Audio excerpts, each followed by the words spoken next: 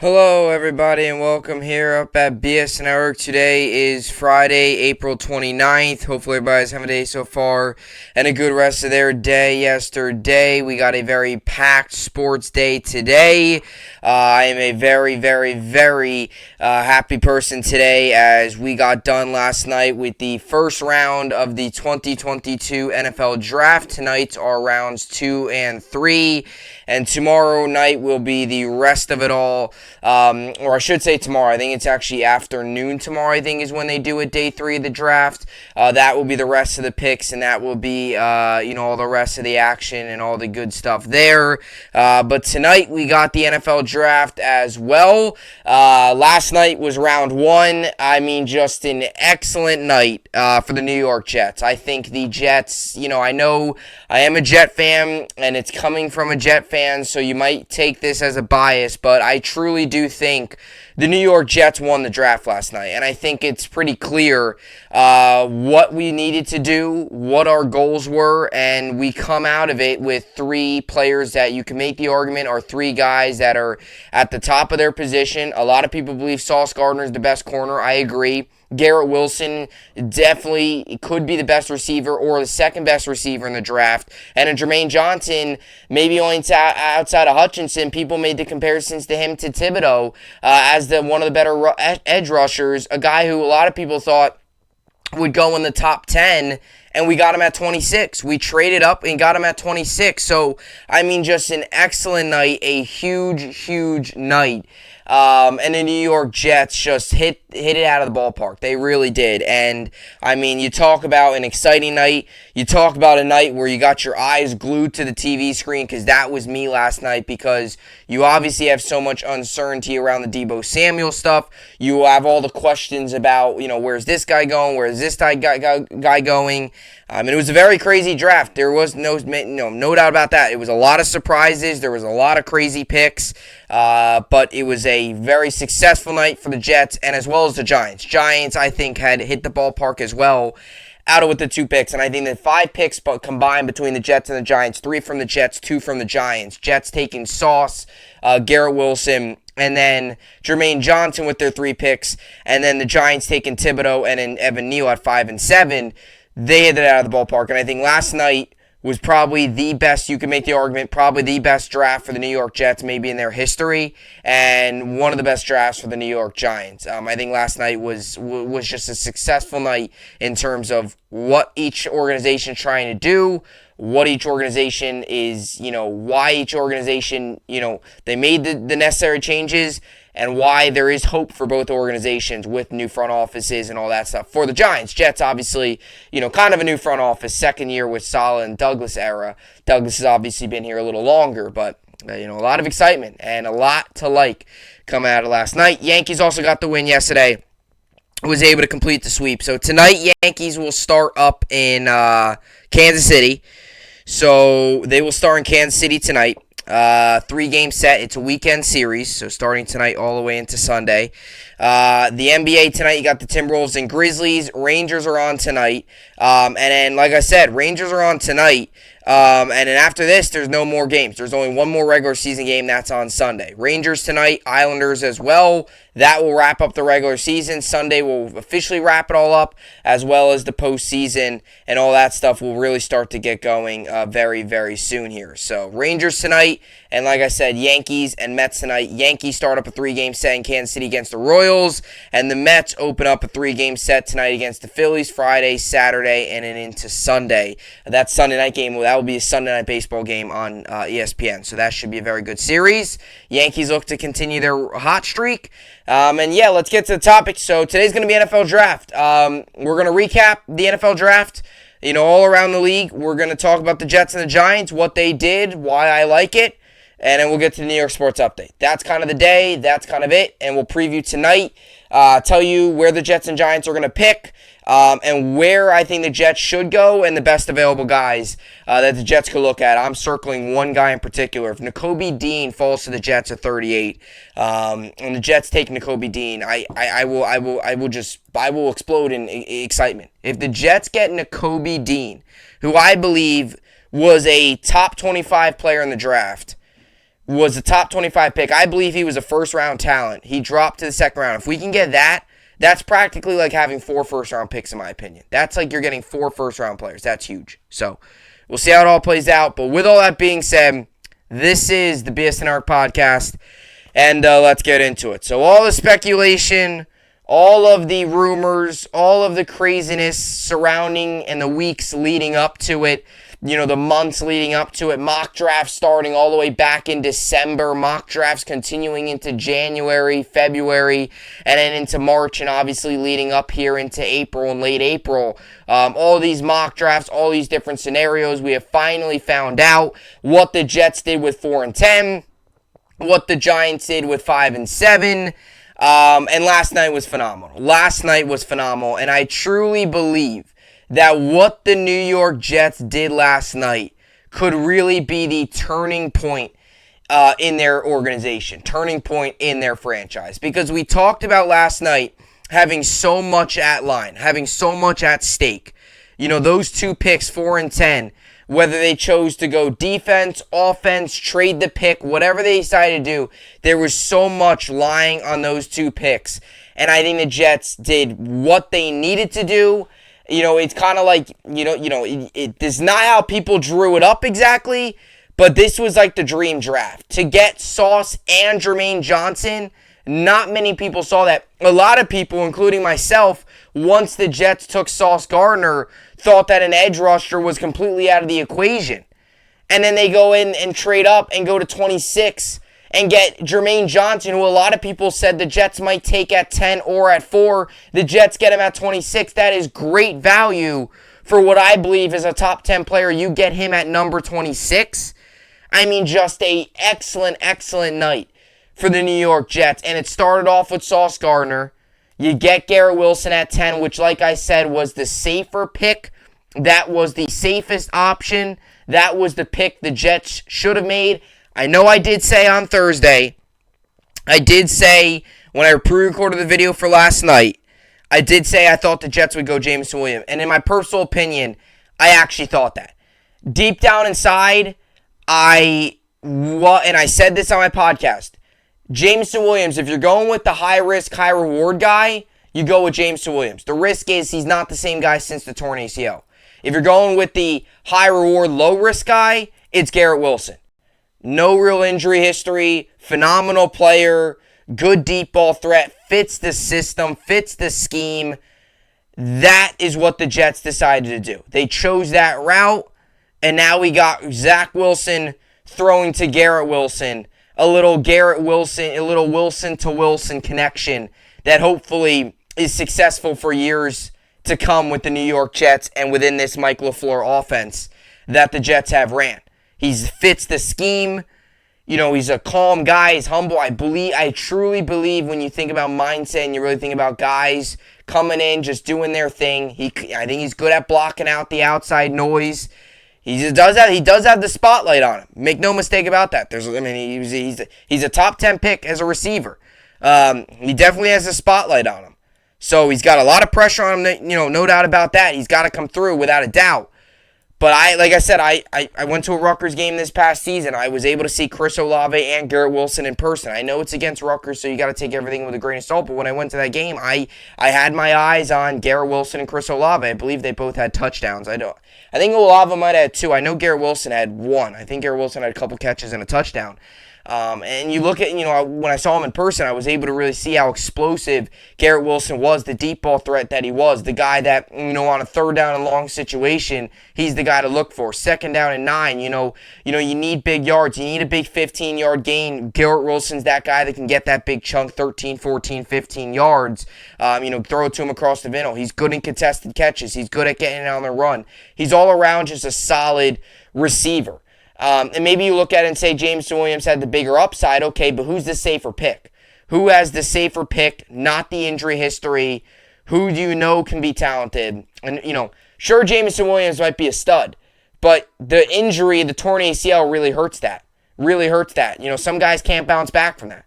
The fact that Garrett Wilson's able, the fact that Garrett Wilson, has no injury history and fits the offense, it's the perfect pick there.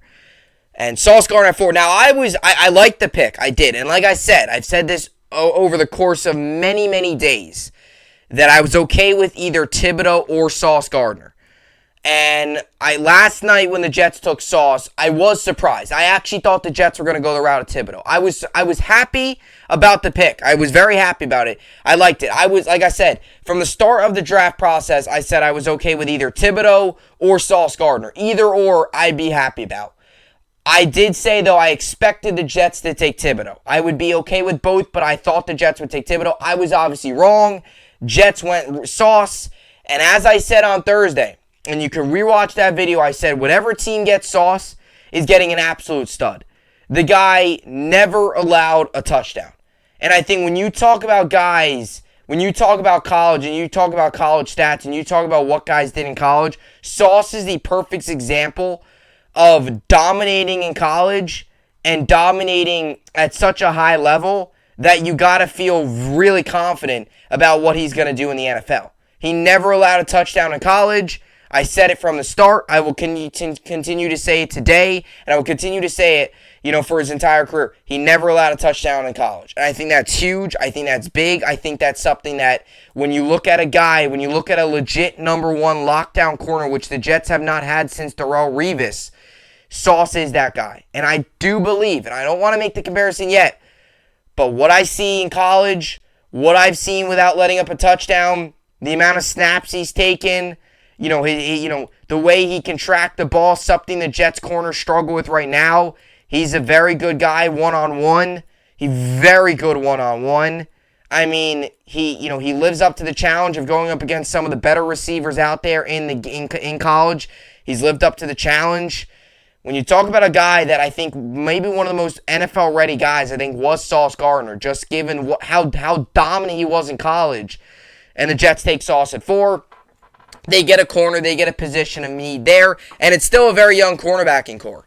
And it's a core that's got some young talent. Michael Carter showed promise. Bryce Hall got better last year. Brandon Echols had moments. He had moments of playing well. He also had moments of struggling. I think he actually got better as the season went on. Personally, I remember I went to the Bills game, and he had a bad game. He had a really bad game. But it was like ever since that game, Brandon Echols got better. Like, it was after that game. Like sometimes rookies need that one bad game to really turn things around. I feel like Russell Wilson, Zach Wilson had that. He had a couple bad games to kind of really realize, okay, like I'm not doing something right, or I'm rushing it, or something like that. And he turned things around. He had a really good finish to the season. And I think, rookies sometimes realize that. Brandon Echols had a really bad, he was covering Diggs. He had a really bad day. I was at the game. Jets got smoked. It was the 45-10 game, I think it was. And he was really struggling. I think he actually got hurt midway through. I think he might have came back. I don't know. He was struggling. But ever since that game, he was much better. And sometimes it takes a rookie, sometimes it takes a young player to have that bad game and kind of be like, okay, I'm not doing this right, or this just isn't working, or what was working in college is no longer working in the NFL. I got to fix something. And he got better. Bryce Hall showed a lot of progress last year, kind of took over a little bit of a leadership role, and now you bring in Sauce. So you have 4 guys that are really young. I mean, your oldest corner is Bryce Hall, and he's in his 3rd year. You have Carter going into his 2nd, Echols going into his 2nd. Jason Pinnock's more of a depth guy, but he's in his 2nd. Now you bring in Sauce, he's going to be a rookie. So this cornerbacking core, the way the Jets are building it, they've chosen not to go out and spend the big money, but they've chosen to build through the draft and really build this cornerbacking core for the future. And I always say it. I'm starting to really begin to get confidence in this core. Guys are getting a year older. Guys are getting better. Guys are progressing. This cornerback room has a ton of potential to be great. It really does. And it's shown flashes. And now you bring in Sauce, who I believe is a legit number 1 come day 1, just based off of what he did in college and how dominant he was. I mean, the Jets haven't had a legit number 1 corner and a legit one-on-one guy since Revis. Sauce can guard one-on-one. I mean, he's physical with guys, good ball coverage, good ball skills. I mean, he's just got all the attributes to be that elite corner. And I like it, and I like it a lot. So you took Sauce, Garrett Wilson, and then the biggest move of all was obviously Jermaine Johnson. And I was watching last night, and as I'm watching, I'm thinking to myself, all the things are crossing into my mind. And after the 10th pick went down, I was actually surprised the Jets took Garrett Wilson at 10. I thought they were going to go Jermaine Johnson at 10. I really did. But they took Wilson, which I was happy about because I really thought it was in the best interest for the Jets to go receiver at, go best receiver you can. Because, you look at Mims, they went for Mims at, 12 or not 12, second round, and it hasn't really worked out. They passed up on CeeDee Lamb, took Becton. That's kind of a 50-50 right now. So I really felt it was best for the Jets to go with receiver at 10. It was the safest route. Instead of trying to hope that somebody falls to you in the second or third round and hope that guy's it. No, you went with the safest option, taking Garrett Wilson. But as you continue to see Jermaine Johnson fall, I'm thinking to myself, okay, what's happening here? I continue to see him fall. He continues to fall, and I'm thinking to myself, if he falls to the second round, this is going to be crazy. If he falls to the second round, I'm not going to sleep tonight. And then I see Jets trade up, and I'm like, oh my God, this is great. And the Jets, right when the Jets trade up, you knew it. You knew that they were going Jermaine Johnson. And I was thinking to myself, if they trade up here and don't take Jermaine Johnson, I'm gonna explode. The entire my night's gonna be ruined because you trade up, you give up pieces. You got to take Jermaine Johnson. Sure enough, they do. And this might be my favorite pick. I love all the picks. But the fact that you got a guy who was projected to go in the top 10, top 5. Some people had the Jets taking him at number 4. The fact that you were able to get him for 26, at number 26, that's insane. That is really, really crazy. So the Jets came out of this draft with a number 1 corner, an edge rusher, a position which we have not had in many years, an edge rusher. So now you have Carl Lawson and Jermaine Johnson coming off the edges, which I think is a perfectly good combo. And then you have Garrett Wilson, and now your offense looks something like Garrett Wilson, Elijah Moore, 2 young guys with really bright futures. And you had a veteran in that group, Corey Davis plus Zach Wilson, and then Michael Carter, and then your tight end being CJ Uzomah. The Jets got a whole lot better last night. And they got a whole lot better in the cornerback room. They got a whole lot better at receiver. And they finally get an edge rusher, which they have not had in a really long time. And you got to hope that Carl Lawson comes back better than ever from the torn Achilles. Carl Lawson and Jermaine Johnson can be something special. And like I said, what I love most about the Jermaine Johnson is that we got him at 26. And there was mock drafts out there. I talked about it yesterday. I talked about it on Thursday. I talked about it yesterday that there was a chance the Jets go Jermaine Johnson at number 4. And they were able to get Jermaine Johnson 6 picks away. He was 6 picks away from the second round. They got him at number 26. That is an absolute steal for the New York Jets. I don't think anybody saw the Jets coming away with Sauce Gardner and Jermaine Johnson. It was one or the other. It was either you go edge or corner, and the Jets were able to get both. That is excellent strategy by Joe Douglas. It was great. It was great. And that is a dominant performance from Joe Douglas. It really was. Making that trade, calling up, feeling that was the right opportunity, and you're able to get Jermaine Johnson. So you get really 2 top 5 players. A lot of people believe Jermaine Johnson was a top 5 player, and a lot of people believe Sauce. A lot of people believe Sauce was the best player in the draft. So you get 2 top 5 players in Garrett Wilson, who a lot of people believe was the best receiver in the draft. So you could say this. You could say the Jets got 3 of the best players in the draft. Hypothetically. Now, like I said, that's what people think. But a lot of people think Sauce is the best corner, and I totally agree with that. I said it. I did not want Derek Stingley, and I was glad that Stingley went number 3. And that's something that for years to come, if Sauce turns into something great and Stingley doesn't do anything, Texans fans are going to regret that because they passed up on Sauce Gardner to take Derek Stingley. And Sauce, that should put a little bit of a chip on his shoulder because you're passing up on Sauce Gardner to take Derek Stingley.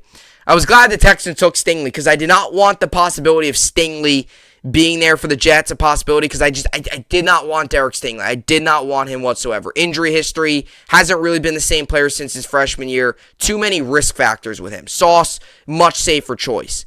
So Jets take Sauce there. And I really like it. I said yesterday that Sauce or Thibodeau, somebody was going to be playing in New York. It was either going to be Sauce or Thibodeau. Sure enough, it's both of them.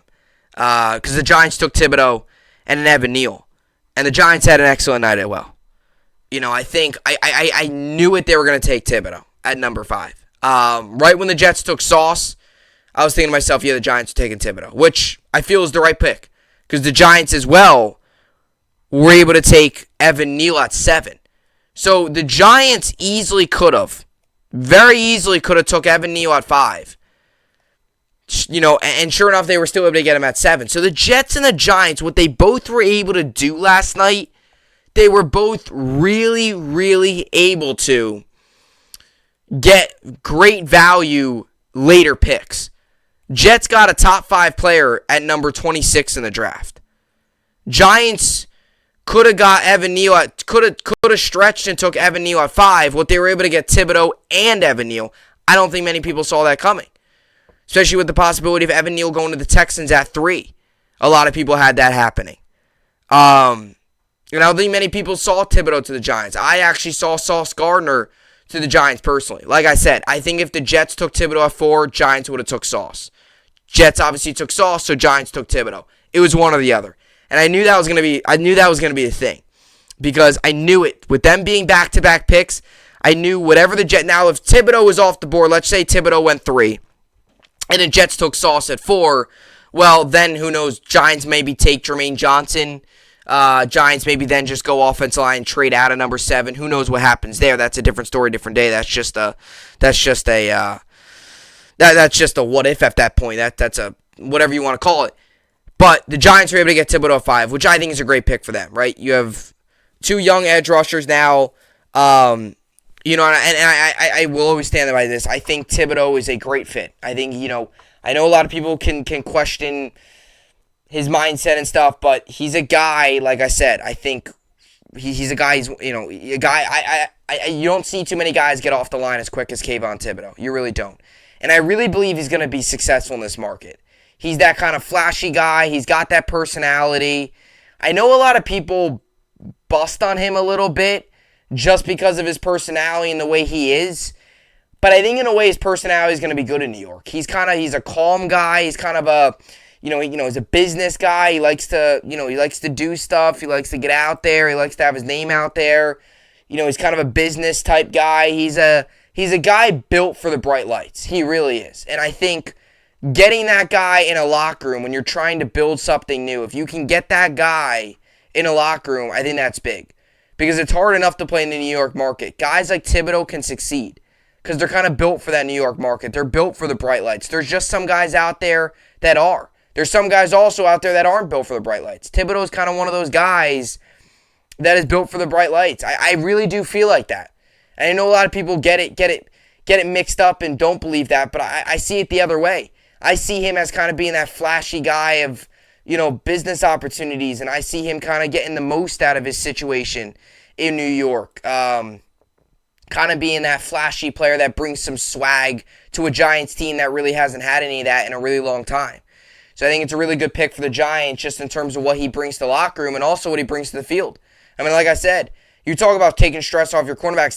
This guy is one of the fastest guys I've seen who can get to the quarterback. I mean, he gets to the quarterback very fast.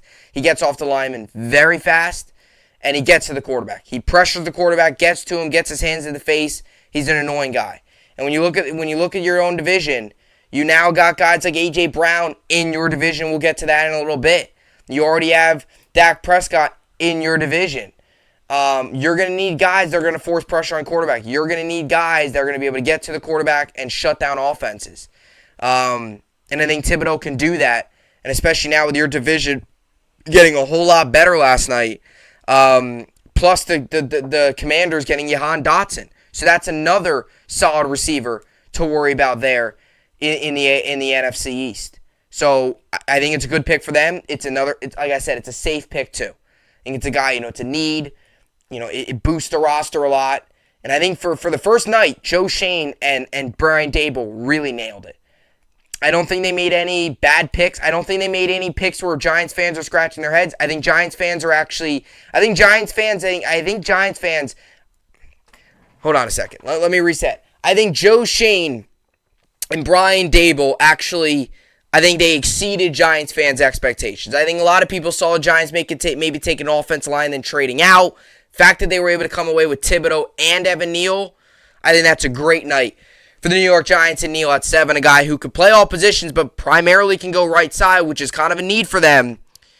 You bring in Evan Neal, you hope that Andrew Thomas continues to get better. Evan Neal's very flexible. One of the things I've always said about Evan Neal and throughout this draft process is he's one of the only guys that can go all these different positions. He's one of the only ones. He's flexible. He can go all over the place. You don't see many guys that can do that. A lot of times guys are in one position, you try to move them, and they just can't do it. This is a guy that's played every single position on the offensive line. He's done it to a high level, and a guy who you can mix and mash depending on how things are going. But boy, oh boy, you get him on a spot, you get him in a place, and he starts dominating like he did in Alabama. It's not easy to get past him. And whatever the Giants decide to do in the future with quarterback, whether it's Daniel Jones or decide to go somebody next year in the draft, he's a big piece moving forward for that offense line. An offense line that's been bad for so long. And I think Brian Dable and company, too, realize, look, Barkley, it's a big year for him, too. Get him some protection up front. See what he can do now with an offensive line. You add out Evan Neal now. You hope that Andrew Thomas can have a good year. He had a better year last year. You hope he can continue to improve. That's really the big thing, because the Giants' offense line's been so bad for so long, and you bring in Evan Neal, a guy who can bring what he does to the table. That's big there. So, a really good night for the Jets and the Giants. And like I said, I really do think that the Jets, and you can call me biased, go at me in the comments, put it all out there, put it all out there in the comments. If you want to. I do believe the Jets won the draft. And if you want to say another team won the draft, you can. But I would like to hear your reasoning. A lot of people today believe the Jets won the draft. A lot of people do. And I think it really is accurate. The Jets got Sauce Gardner. Never allowed a touchdown in his college career. Took Garrett Wilson, a very good receiver, high potential. It was a safe pick. You got a Wilson-to-Wilson connection now. You bring that to an offense with already Elijah Moore, Michael Carter, and Corey Davis and Wilson. Now you add that to a tight end group, too, with Uzama. Jets, all of a sudden, weapons around Wilson look a whole lot better.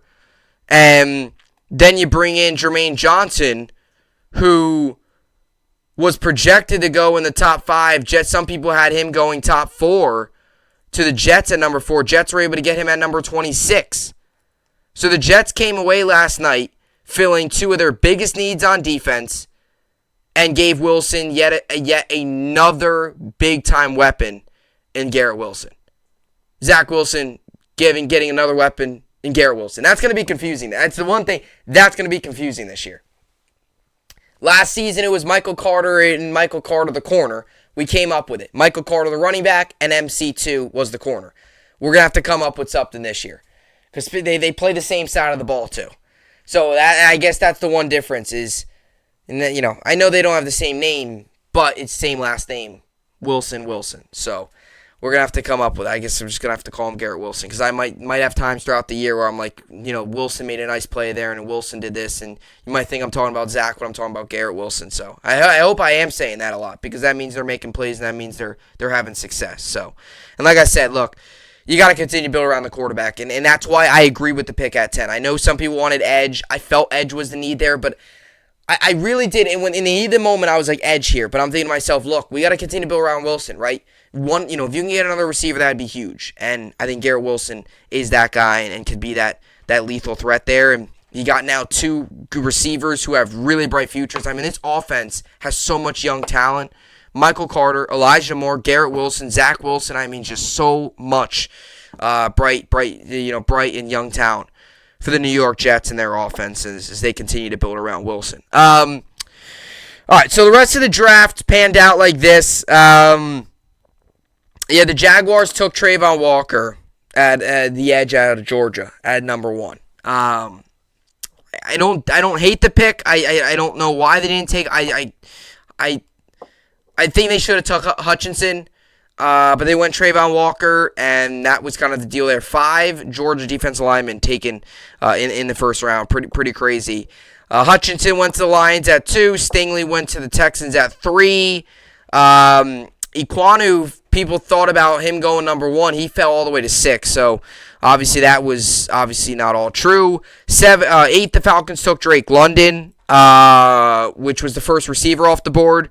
So the possibility of a receiver going earlier, I think that was a little bit of a surprise pick, the fact that they took Drake London, but they went ahead and took him. Seahawks took Charles Cross. The Jets, like I said, took Wilson. And this was our first trade. This was the first of 3 trades in a row. Picks 11, 12, and 13 all had 3 trades in a row. Commanders traded their 11th pick to the Saints. Saints traded up to Chris Olave, which I completely disagree with. I think Chris Olave is a very good receiver, but not worth trading up for. No need to. He would have been there at 16. I don't know why they traded up to get him. They passed up on Jameson Williams. I don't understand, really. Chris Olave was a guy that could have been in there, could have been available in the second round. They trade up all the way to 11 to take him. I don't agree with that pick, but it is what it is. Another trade, then Vikings to Lions, and the Lions took Jameson Williams. Now, before this pick, the Eagles ended up trading up with the Texans. So Texans traded back, Eagles traded up. And I truly believe deep down inside, the Eagles traded up to go get Jameson Williams. And I do think this was one of these sudden things that happened last night. Eagles end up trading A.J. Brown, or trading for A.J. Brown. Eagles then trade their 18th pick to the Titans. Titans end up selecting Treylon Burks. And the Titans in that deal send A.J. Brown to the Philadelphia Eagles. I believe that the Eagles traded up to 13. And this is where, if this deal comes out to be a great thing, you can look back on this as some history here. If the Lions don't take Jameson Williams, the Eagles take Jameson Williams, and we're not talking about an A.J. Brown trade today. I truly believe that the Eagles last night had Jameson Williams, which a lot of people were saying they had their eyes on him the past couple days and were high on him. When they traded up, I think they really felt like, we got Jameson Williams here. We got a great shot at him. And then when Jameson Williams went to the Lions, I think they settled on a defensive tackle. Obviously, I don't disagree with the pick. Jordan Davis is very good, and they settled on defensive tackle. And I also think Fletcher Cox, with him getting older and his time being up very soon, I think they felt that was the safest option as well. But I think when the Lions took Jameson Williams, which was an interesting pick, when the Lions took Jameson Williams, I think the Eagles were like, all right, we'll go defensive tackle. And then the Eagles, got on the phone. Howie Roseman, they got on the phone. And I think they started taking calls and started, trying to go all out for A.J. Brown. Because, I think they realized, look, we need a receiver. We need somebody here. And they did that. Commanders took Dotson. Kyle Hamilton went to the Ravens. Another trade was the Eagles to the Titans, like I said, Treylon Burks. Another trade was the Ravens and the Bills. Ravens to the Bills at number 23. So Bills moved up 2 spots. And the Bills took Kyrie Elam, corner out of Florida. Great pick. I was talking to somebody yesterday about it, and I said either Booth out of Clemson or Elam out of Florida. 2 excellent possibilities for the Buffalo Bills. Bills went ahead and took Elam out of Florida. And a really good move. Probably will take over the job there for Dane Jackson. And you're looking now at a cornerbacking core of, White, Elam, and what is it? Johnson, I think, would be the other guy there. Bills' defense gets stronger. Bills' defense gets better. A really good move for the Bills. Like a really solid pickup for the Buffalo Bills. And I think trading up those couple spots was well worth it. Ravens have something about drafting secondary guys. I could see them possibly maybe taking Elam there at 23. Bills felt the need. They went up, got him. Ravens ended up taking Linderbaum, center out of Iowa, at 25. So, really nice move there for the Bills. Like I said, then the Titans traded to the Jets. Carla Fitz went out first round as well. And the final pick of the first round was the Minnesota Vikings taking Lewis Kine, safety out of Georgia. So, a lot of Georgia guys off the board. And I think the biggest stretch of them all, biggest reach, number 29, the Patriots took Cole Strange, offensive lineman out of Chattanooga. So we had a guy come out of Northern Iowa and Chattanooga. So talk about guys come out of there, young guys come out of, talk about some young talent coming out. So, not young talent, I apologize. Talk about some small talent, not big names coming out. We saw that yesterday. So, anyway, that will do it there. Just want to quickly go over some of the best available guys still. I think if the Jets could get Nakobe Dean at 38, that'd be big. If the Jets can get Nakobe Dean, I think that would just, the Jets could trade all the rest of their picks away for the draft. If they get Nakobe Dean, I think that'd be great. Chad Muma's another guy out of Wyoming. I could see the Jets going linebacker, and I feel like that's probably a good option for them. But I truly believe if the Jets get Nakobe Dean, you're talking about three guys you're talking about getting four players, I believe, in the first round. Because I've said this all along. Nakobe Dean, I've always said, is a first-round talent. I've said it since day one. I saw him in the national championship game. I saw the impact he can make. He is a very good player. And I really believe he was a guy that should have probably been picked top 25. He wasn't. I believe he's one of those guys. You always get a couple of those players that are first-round talents that drop to the second round. Nakobe Dean's one of those guys. Drops to the second round. He is a first-round talent. If the Jets get Nakobe Dean, I think that's the equivalent to getting four first-round picks. And then the Giants could look corner here. They didn't take a corner yesterday. You could look a corner today if they maybe look at Andrew Booth. I know some people had them taking Sauce. Maybe if you take Andrew Booth out of there, you could go linebacker too. Giants could also go another offensive lineman. Linderbaum's off the board, so the possibility of maybe the Giants taking Linderbaum in the second round, not going to happen. I will say it. I think the best option for the Giants is you could go corner, or you could go, if you want to go receiver, you could maybe late round, or you could continue to stack up on the offensive line. That can never hurt either. But Nakobe Dean, Breece Hall, Christian Watson, Sky Moore, Jalen Petrie, Travis Jones, defensive tackle, and Bernhard Raymond, offensive tackle there. And the Jets, like I said, Jets traded one of their picks yesterday. So to get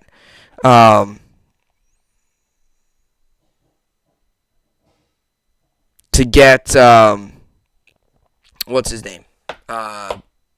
Jets traded one of his picks to get Jermaine Johnson. Sorry, I was drawing a blank. I was getting my site up here. I was getting my my list up here of the draft today. So these are the picks tonight. These are the draft picks tonight. So the Giants have the 36th pick. Jets have the 38th pick. So I'll read you the Jets picks first. So Jets have the 38th pick and the 100th first pick tonight. So the Jets have two picks tonight. And the Giants have a little bit more. Giants have 36, and they will have 67, 81, and I believe that's it. So Jets have 38 and 101.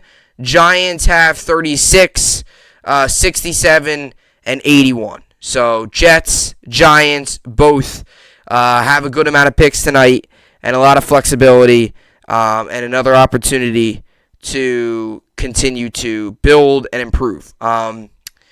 Buccaneers have the first pick. They're at 33. Then it's Vikings at 34. Titans at 35. Giants 36. Texans 37. Then it's the Jets at 38. So, if the first five picks pass up on Nakobe Dean, Jets got to come in and swoop them up. It'd be great. It'd be really, really, really big. So, that's what I got there. And yeah, let's get to the New York Sports Update and wrap things up here. Another good podcast here in the books. Wrap things up. Like I said, tonight we got the NBA, Timberwolves, Grizzlies. I'll take the Grizzlies, and then they close out the series. Pirates, Padres, Marlins, Mariners, Orioles, Red Sox, Blue Jays, Astros, Angels, White Sox, Rays, Twins, Rangers, Braves, Cubs, Brewers, Cardinals, Diamondbacks, Rockies, Reds, A's, Guardians, Tigers, Dodgers, Nationals, Giants. Mets, Phillies tonight. Mets 14-6, Phillies 10-10. Aaron Nola and Tyler McGill over under set at 7:10 p.m. Eastern on SNY. Aaron Nola's 1-2 with 3.74 ERA. Tyler McGill is 3-0 with a 2.35 ERA. As for the Yankees and the Royals, Yankees are 13-6, Royals 7-10. 8:10 p.m. Eastern, Apple TV Plus. Don't know why, but it is. Nestor Cortez, 0-0 with a 1.15 ERA, and Bubik, 0-1, 14.14 ERA. Over/under is set at 8.5.